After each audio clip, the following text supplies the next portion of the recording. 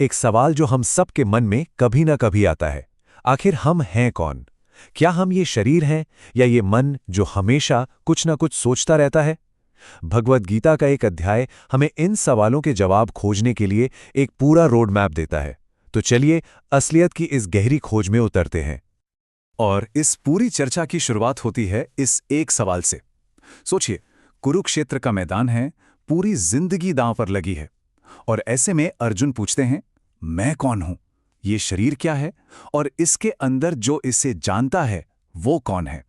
देखिए, ये सिर्फ कोई फिलॉसफिकल सवाल नहीं है, ये अपने अस्तित्व के सच को जानने की एक गहरी पुकार है। तो श्री कृष्ण इस बड़े सवाल का जवाब कैसे देते हैं? बड़ा ही दिलचस्प तरीका है उनका। वो सबसे पहले उस चीज से शुरू करते हैं जिसे हम सबसे अच्छी तरह जानते हैं, हमारा अपना अनुभव, और इसे वो कहते हैं क्षेत्र। आइए देखते हैं कि इसका असली मतलब क्या है। इसको ना ऐसे समझिए, ये जो शरीर है ये एक खेल के मैदान जैसा है। सुख, दुख, प्यार, नफरत, जिंदगी के सारे अनुभव इसी मैदान पर खेले जाते हैं। पर क्या मैदान कभी खिलाड़ी होता है? नहीं ना। ये शरीर सिर्फ एक इंस्ट्रूमेंट है, एक औजार है जिसके जरिए हम दुनिया को महसूस करते हैं। और यहाँ एक ऐसी बात है जो शायद आपको चौंका दे। ये क्षेत्र सिर्फ हमारी हड्डियां और मांस नहीं है। हमारी हर सोच, हमारी हर भावना, चाहे वो खुशी की लहर हो या गुस्से का उबाल, वो सब भी इसी मैदान का हिस्सा है। यहाँ तक कि हमारा अहंकार जो बार बार कहता है मैं, वो भी इसी खेल के मैदान का एक हिस्सा है, खिलाड़ी नहीं। अच्छा, तो अगर हम शरीर नहीं हैं, मन नहीं है, भावनाएं नहीं हैं, तो फिर आखिर हम हैं क्या?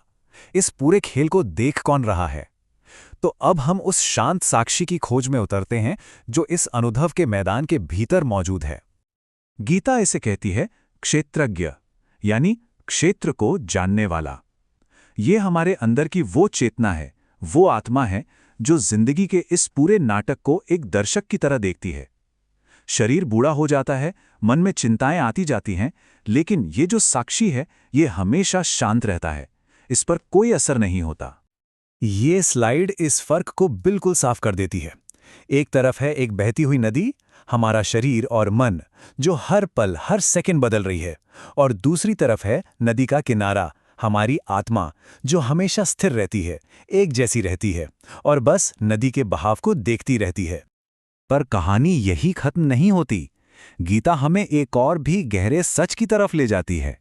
जैसे हमारे शरीर में एक जानने वाला है, वैसे ही क्या कोई ऐसा है जो सारे शरीरों को, सारे क्षेत्रों को जानता है?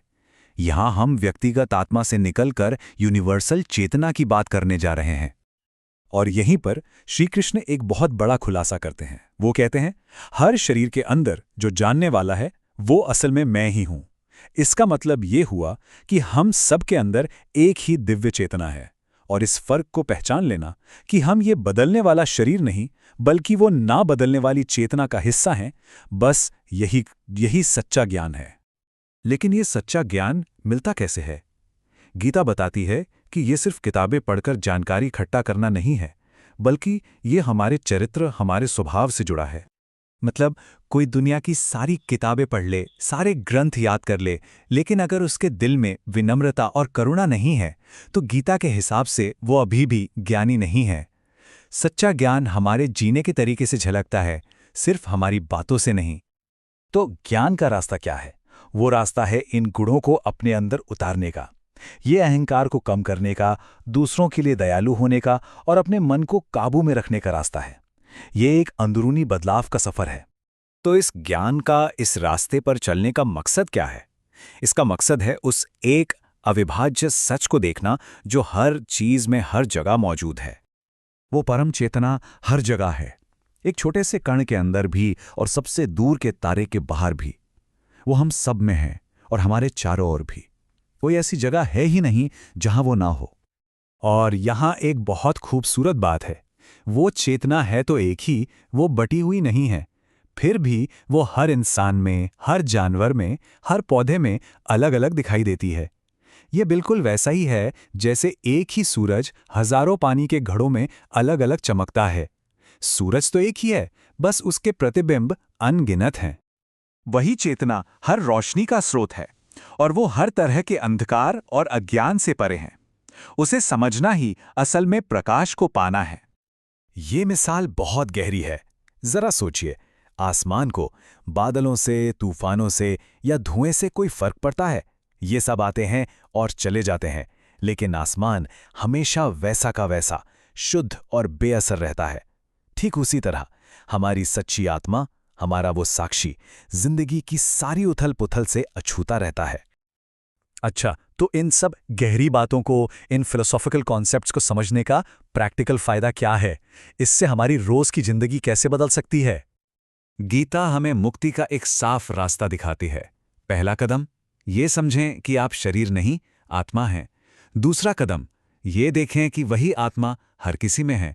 और नतीजा ये है कि इसी जीवन में डर से, दुख से और सीमाओं से आज़ादी मिल सकती है। ये सिर्फ मरने के बाद की आज़ादी नहीं है, ये यहीं इसी पल की आज़ादी है। तो इस पूरी चर्चा से हम अपने साथ क्या ले जा सकते हैं? ये कुछ सीधी लेकिन बहुत गहरी बातें। बस ये याद रखें, आप ये बदलते रहने वाला शरीर नहीं, बल्कि वो हमेशा रहने वाली आत्मा हैं। हर किसी में उसी ईश्वर को देखें।